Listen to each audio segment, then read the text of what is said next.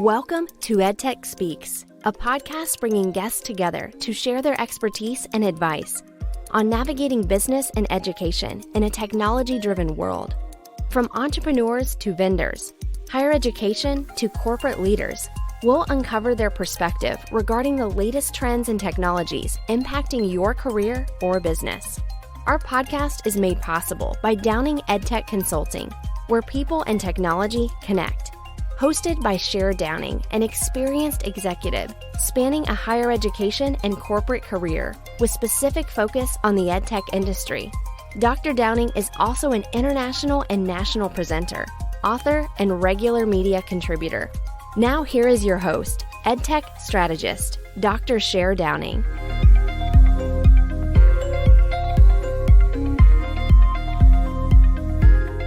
Hi, everyone, and welcome to EdTech Speaks, a podcast where we bring guests to share their expertise and advice on navigating through business and education in a technology-driven world.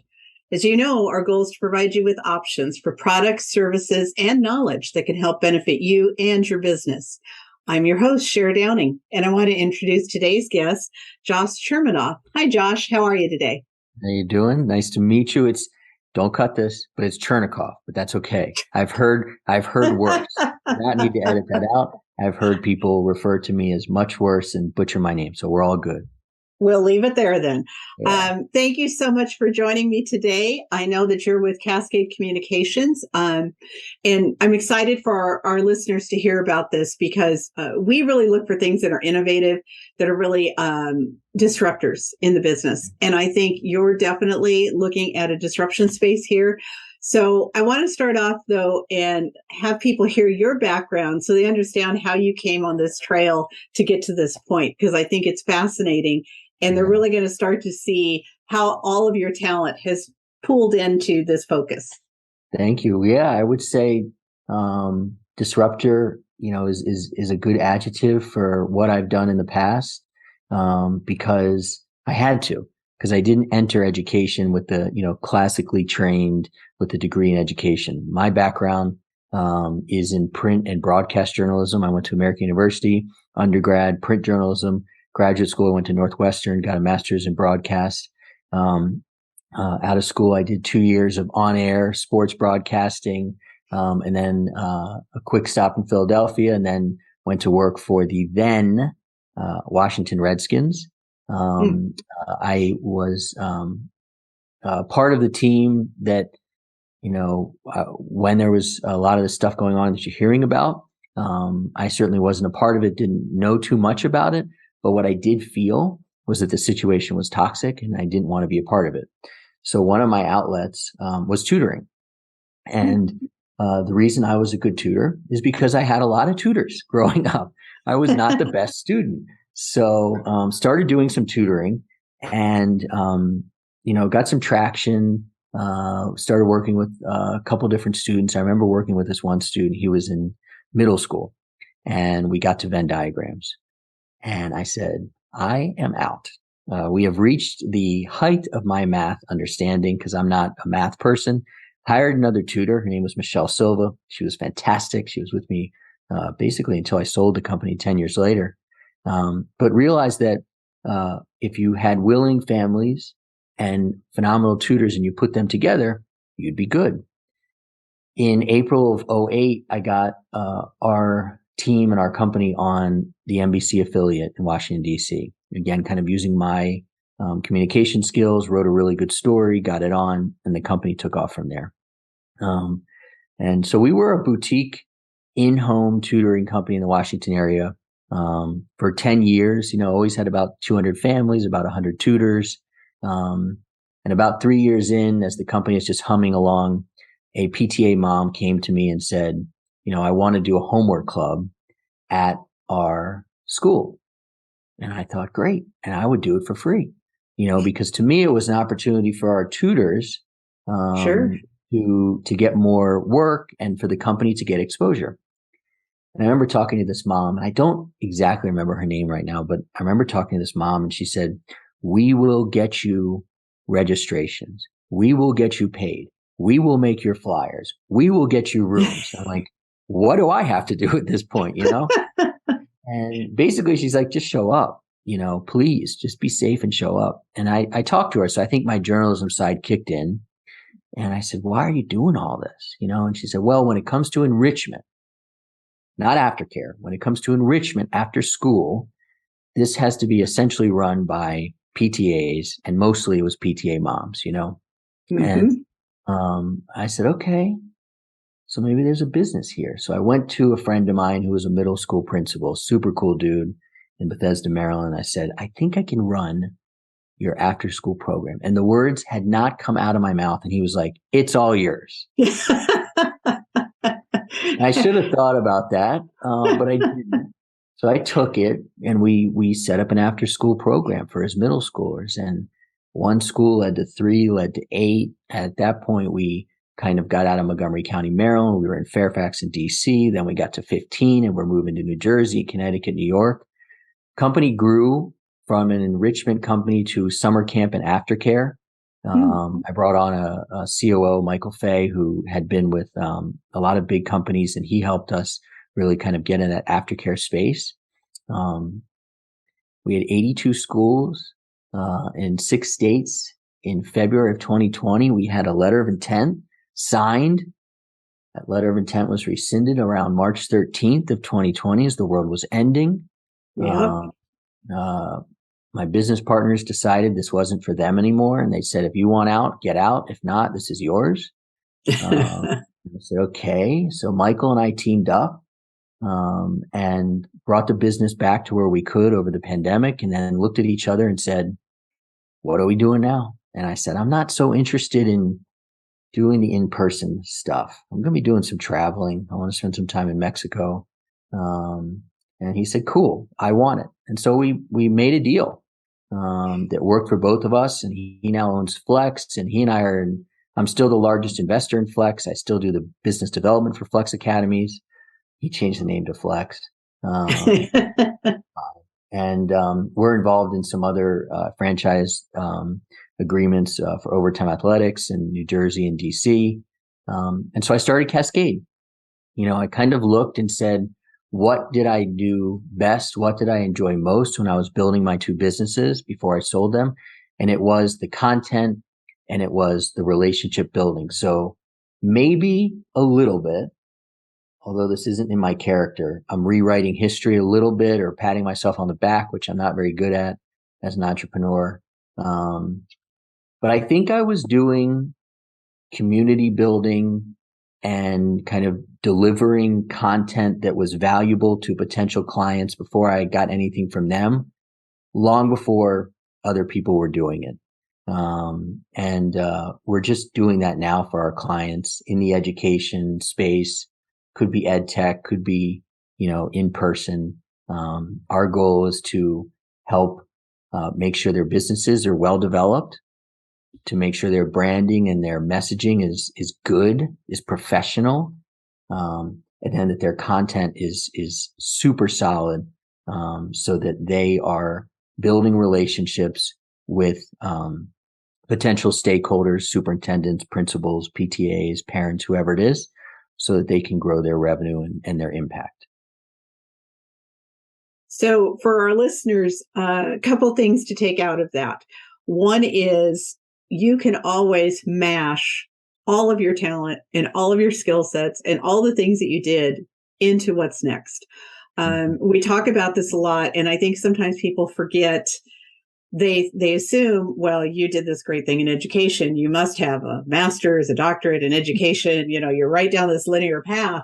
Sometimes we're our own worst enemies when we are working in the very field that we're trained in, because we don't have that critical eye. We're just trained to look at things in a certain way. I think when you come from the outside and look at it, as you've done, it's such a different dynamic because you recognize things that we tend to gloss over. We've gotten used to.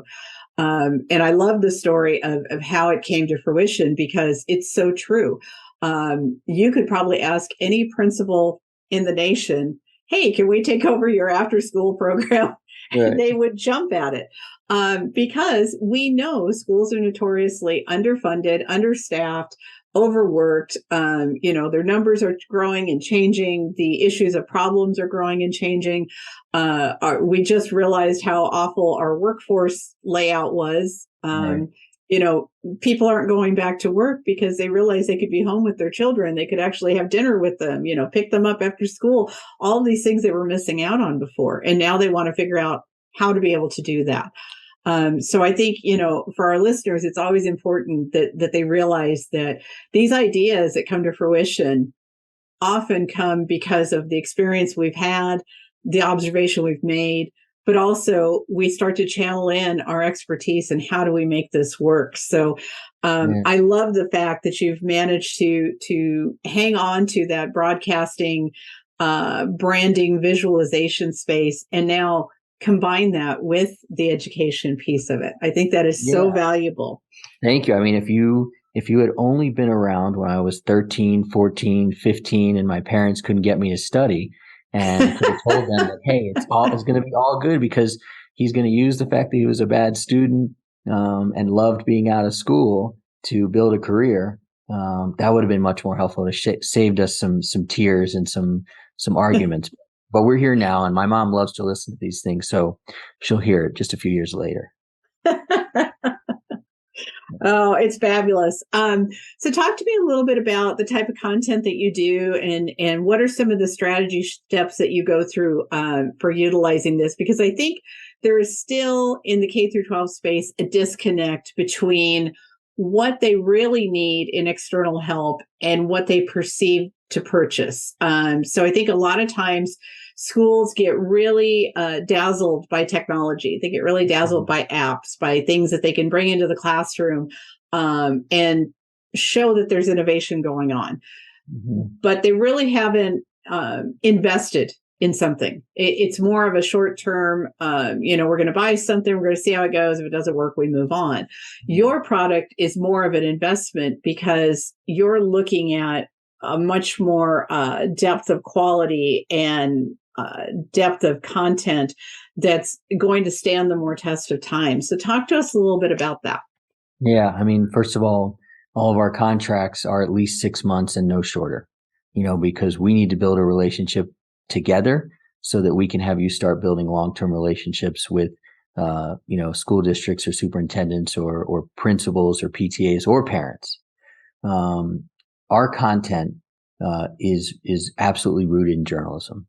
So to, our earlier discussion, there is no fake news that goes on. Everything is well researched and put together. Whether we are sending emails, potentially on behalf of a client, everything is well written. If we are doing what I call relationship roundtables, not webinars, these are not webinars. We can talk more about why they're not webinars, but they are professionally done. I think at the end of the day, what principals all the way down, superintendents down the line are looking for is to see your passion. And so I would recommend anybody who's writing to a stakeholder is to start with your passion, not your product. And then people will feel that. And if you talk about your passion, as opposed to talking about yourself or your product, especially in that first outreach, whether it's LinkedIn, whether it's email, whether it's DMing them on Twitter to get to know them, start with your two passions. One is your what your product is, but also that, you're just eager to get to know people. And if that's not your passion, you got a potentially a bigger problem.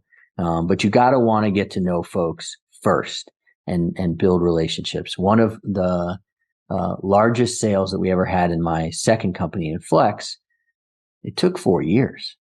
It took 4 years. It's still the largest sale and it's still the largest school that we work with, but it was a long 4 years, but it was really worth the wait. So in that time, I was continuing to try and support that community. I was continuing to try and help that PTA president if they needed something and I knew wasn't going to affect my bottom line positively, but it would positively affect the relationship. I did it, So I think at the outset, the first thing that people who are listening should do is just be passionate, about education and helping others, and the product will thrive after that. I hope if listeners get nothing else from our conversation today, they focus in on that.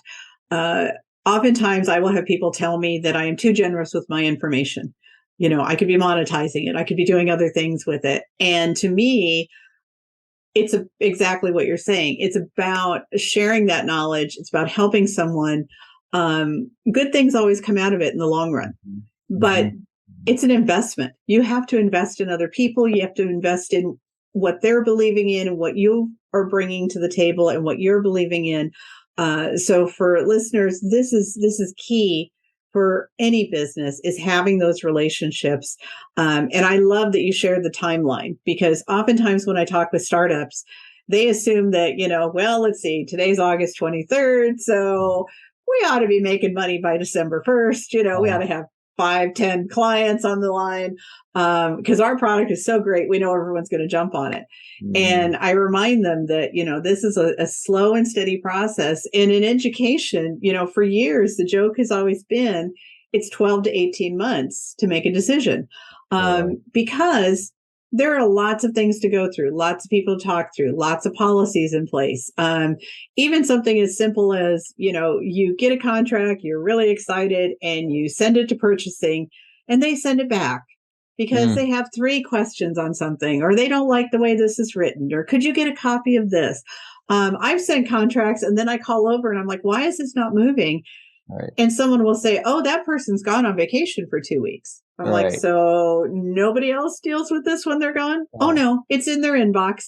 Okay, great. So, time is just part of the relationship process. And when you don't recognize that, and you're, calling them every week saying, where are you at? Where are you at? Are you going to sign? Are you going to sign? Are you going to sign? They get really irritated. And pretty soon they're like, you know what? This isn't worth it. When you take that approach you talked about, that's where people go, okay, they really care about us. There's value here. Right. It's patience and it's persistence, and it's equal parts. And you said 12 to 18 months. And in my case, it was 12 to 18 to 48 months. Yep. But it was worth those 48 months. I was doing that quick math in my head. I think I did it right. It was worth those 48 months to land that large client. And so when we work with the companies that we work with in the education space, we kind of do 3 checks, before we start. First of all, if you are ready, for us, let's take a look at your mission and your vision and your OKRs. We want to make sure that you've got that aligned. Once we have that health check, we look at their branding. And the reason I think that's important is because since day one, when I started my tutoring company in October of 2007, I've always thought it was odd that companies in the kids space would use things like Comic Sans or balloons or streamers or something like that. I'm like, we are in the professional space. So I remember my first website was designed by a company that designed yoga websites. So it was sleek, it was cutting edge, it was modern. So we look at that with our companies, and we have a design team that we have in-house and content teams that can rewrite websites, because by the time we get to a lot of companies, they're cash flowing, they're in the millions, but they're still working off that first website that the founder made on WordPress, and the logo is updated, and 90% of what's on that website, they don't do, because they finally found their niche. And so let's take that 10% and let's make a big website based on what you do well. Now that's health check number 2. As we get into the third part, it's cool. We've passed those 2 hurdles, so to speak, and now we're ready to work together. And let's make sure that we turn you into the thought leader that you are in the space. And we try and do it, like I said, kind of in 3 different ways.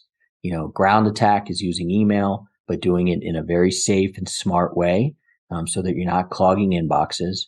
Roundtables, aka webinars, so that you are out there speaking and really delivering a message that connects to your mission and your vision and your website. And finally, you got to be on social, and that's a tough thing for somebody who's CEO to manage, and we manage it for them. But, it's not being on social and being a part of the potential cesspool that is Twitter or something like that.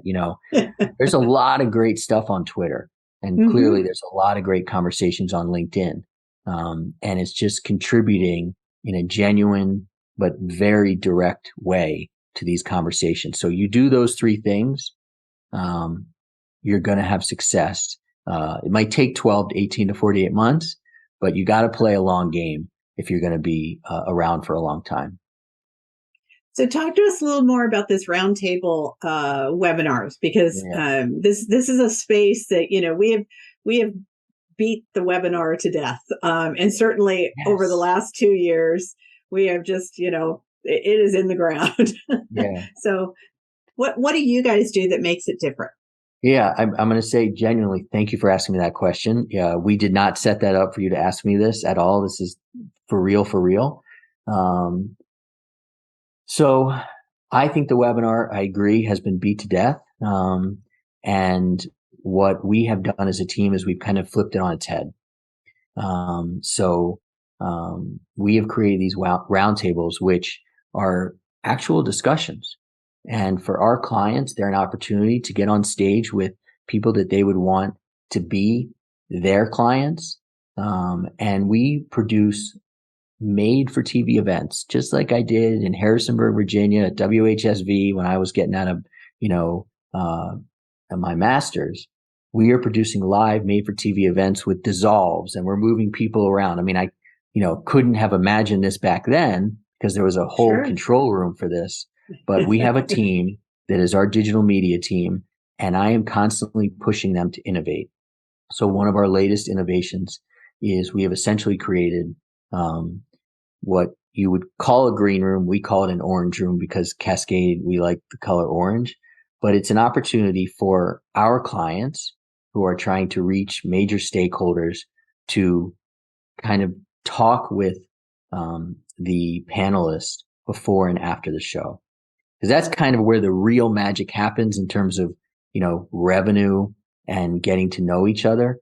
And so these roundtables then become an opportunity for our clients to get to know the panelists, to get to know what they want in their school district or out of a potential product they're going to leverage.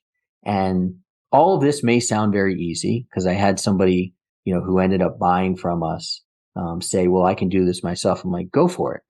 But it's going to look like every other webinar that has ever been done. And I promise you that these are not. I'm able to leverage my broadcast skills. I'm kind of the play-by-play person. We bring on the CEO, most likely, of that company who becomes the color. And then we have 2 to 3 stakeholders that they want to interview and get to know. So if we do a series of 6, you're looking at 18 to 20 very large potential clients walking through your door for this roundtable. So I don't want to give all of our magic sauce away, but anybody out there can try and go and replicate this. But it's just the fact that I kind of know what I'm doing here on the broadcast side. We have a phenomenal team and we have an engine. We're doing these roundtables day in and day out. Lots of them aren't being seen because some of them are actually very closed off because we want that kind of personal feel. So yeah, go try to replicate it, but I don't think you're going to do as good a job as my team. But the value in this is in essence one-stop shopping. We go to Target, we go to CVS, we go to various stores because everything's right there. We don't want to go to specialty stores unless it's something in particular that we're wanting to look for. We've become, big box with Costco and Sam's Club and those kind of warehouse distributions, even Amazon, because I can grab everything from them. As crazy as it is, they will carry it somewhere.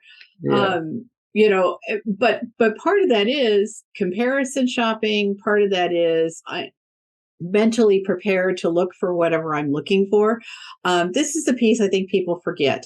When people are looking for vendors, when people are looking for product, when people are looking for services, when you one-off them here and there, their mind isn't focused on that. That's like someone walking in and just suddenly saying to you, what do you want for lunch? We're putting in an order. What do? You stammer, you're thinking through, you're like, I don't know, get me what I had last time.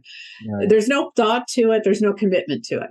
What you've done is said, okay, here it is. Here is everyone. Your mindset needs to be, this is your golden opportunity. Here's the golden ticket to see everybody you want to see.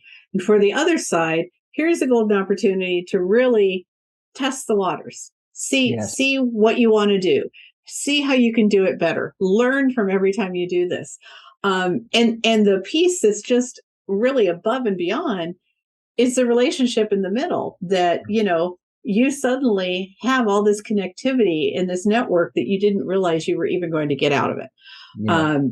There's no losing that. No, it's a brilliant piece of work. But I can tell by talking with you that it's also because your passion, your talent, your experience is being poured into it. And so the product coming out of it isn't just hey, we're going to gather everybody around and we'll buy you lunch and send you home. No, that's you're true. Putting focus. I think you make a good point. Certainly, I agree with you. I think in my third business, when we started the tutoring business, that was a lot of I. I was willing to tutor anything, because we just needed families. When the enrichment company came along, it became a little more we. But I was also still willing to try anything. Was it enrichment for adults or senior citizens? I didn't care, right? Now, in this business, we're very particular about what we do and who we work with. And so one-stop shop, yes, when it comes to content and relationship building, that's what we are. That's our tagline. It took us months to get there. We've done our own work that we ask others to do. So we are content and relationship experts in the education space. So one-stop shop.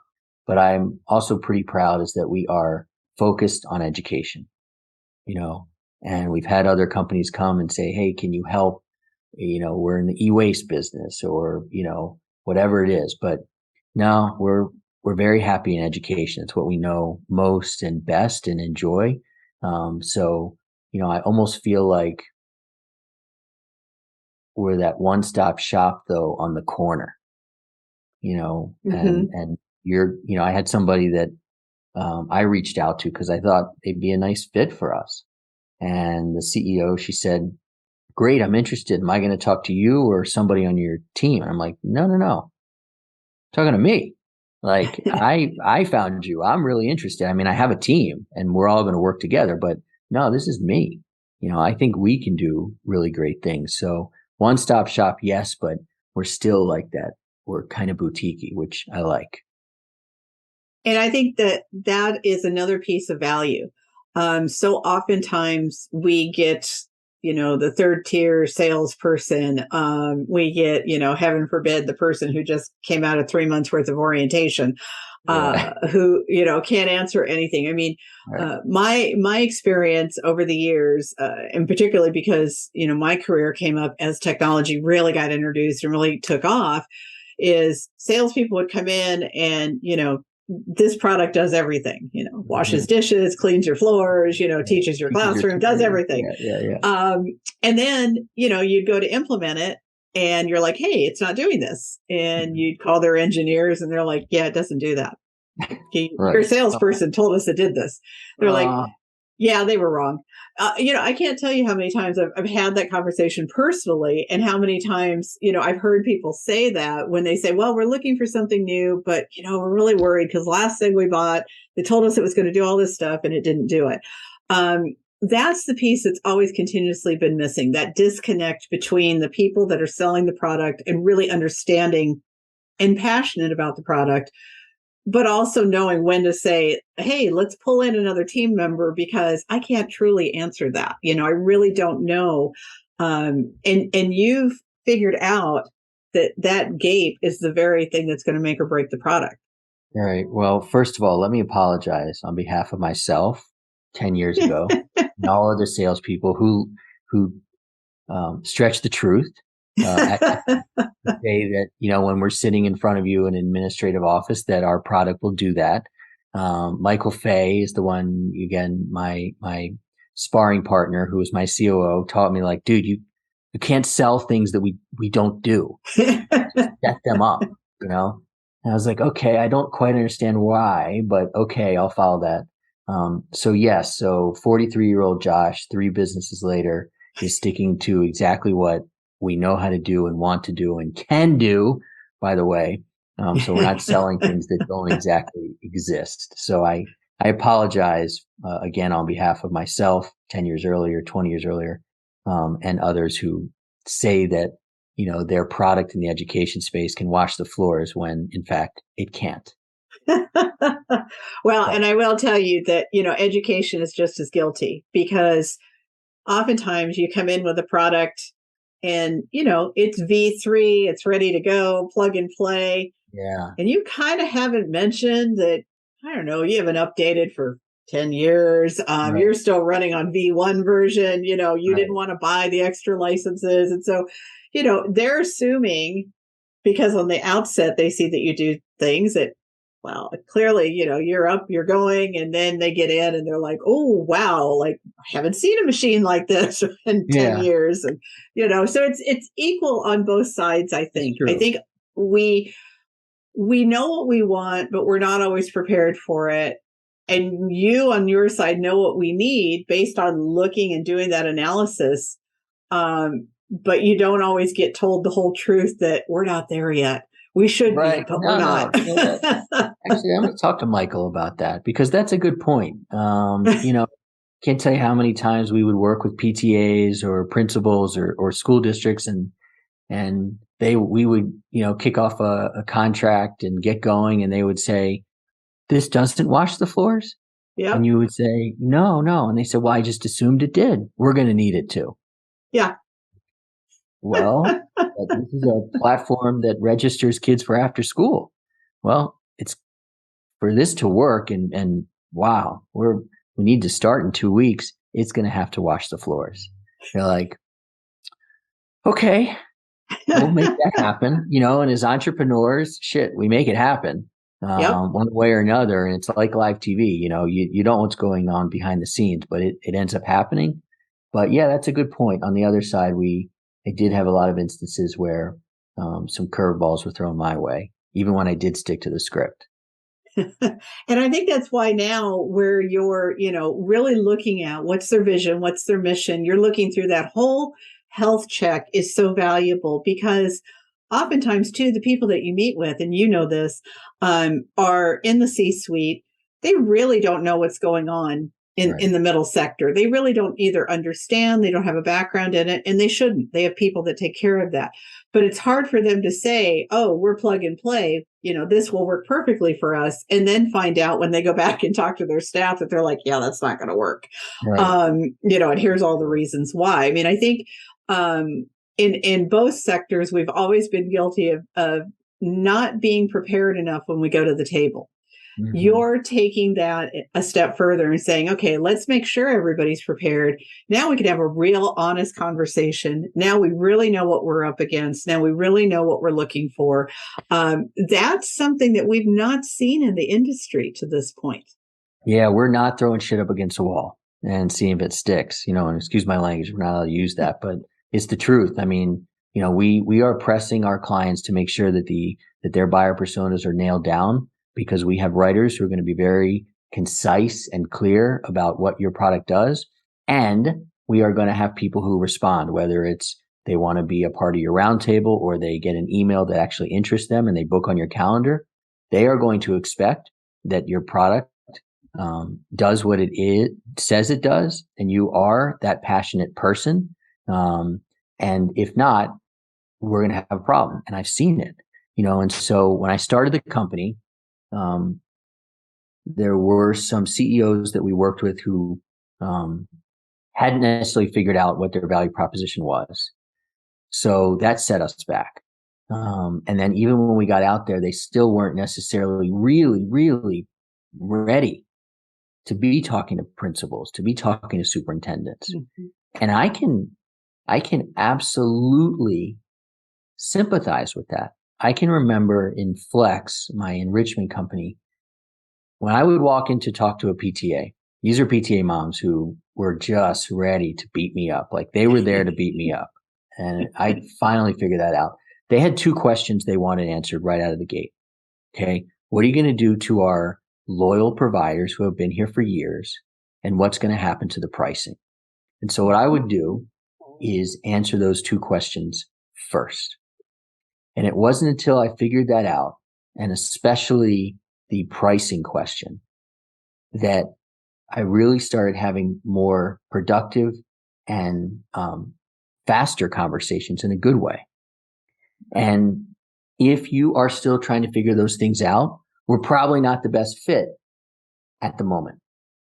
You know, you should go through the stuff that I went through in those lounges where I was meeting with the PTAs to get to the point where I had really figured it out. And once you figured that out, then let's start, really going out there and putting your product out there for the group that you want to reach, whether it is PTAs, who are a phenomenal group to work with, whether it's principals or whether it's superintendents, or whether you want other partnerships with other companies. You've got a platform that, other companies can use, but you kind of got to figure that part out first, or you're going to struggle and stumble when those people book on your calendar. And I think that is so true, because I think back to the times of sitting through a whole presentation, and it's all about the bells and whistles and how fabulous it is. And sadly, everyone gets excited. It's like, hey, yeah, we want this. We want this. And then we get to pricing. And, I know the person next to me knows, the comptroller certainly knows there is no way that pricing is going into our budget this year. So now we've disappointed everybody, so the next time we invite them to see something, they're like, I'm not getting excited because we're probably not going to buy it anyway. It's not a great way to do business, but it's always the way we've done business. There's a joke in higher ed that somewhere on a sidewalk at every school, it says, but we've always done it this way. Universities are notorious for this. And K through 12, a little bit also, but they're more so because of funding. If they aren't getting the right kind of funding, or they can't plan ahead, it's really hard for them to adopt things. But nonetheless, everyone comes barreling in with, here's the latest, greatest bells and whistles, and you can't live without this, and you're going to love it. Even a free product, you're going to love it. We're just going to give it to you. Oh, but you've got to have this in place and this in place and this in place. And well, there's another $10,000 so we can have our free product. It's still about money. And you're absolutely right. If there's already relationships in there, people worry about, how are we going to, shift our focus? How are we going to get rid of something and pick up something else? And I think that's the beauty of this, is really getting people past what I call their pitch deck. So many startups, they learn how to do their pitch deck. They learn how to present their pitch deck. And then every meeting they go to, they want to be like Shark Tank. They think they're selling this, and I'm like, no.